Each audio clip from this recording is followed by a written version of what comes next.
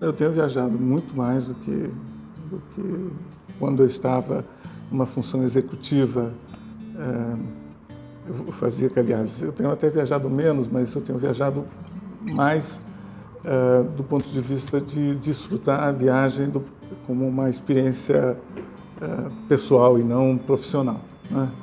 Então, mas a viagem a que me refiro é uma viagem, ela talvez seja menos é também uma viagem no sentido clássico, né, de estar me referindo a um outro lugar, assim, num outro momento, mas é também uma viagem muito mais interior, quer dizer, de eu voltar a lugares que foram importantes na minha infância, de conhecer mais profundamente lugares que foram importantes para os meus pais. Então, talvez a palavra viagem ela se coloque mais no sentido metafórico, assim, do que provavelmente no sentido turístico. Há algum tempo atrás, um professor da GV pediu para eu escrever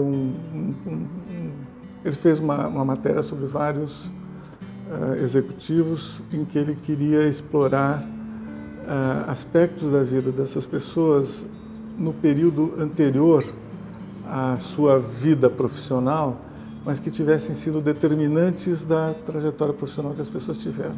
E nós tínhamos feito uma entrevista e eu não gostei da entrevista, da versão que ele deu para a entrevista. Não que ele tivesse errado em nada, mas as coisas que eu falei não eram coisas que, naquele momento, expressavam de forma correta aquilo que eu queria dizer, eu quis dizer. Então eu pedi para ele para eu reescrever, né? Porque ele tinha usado, na realidade, a entrevista para escrever uma história.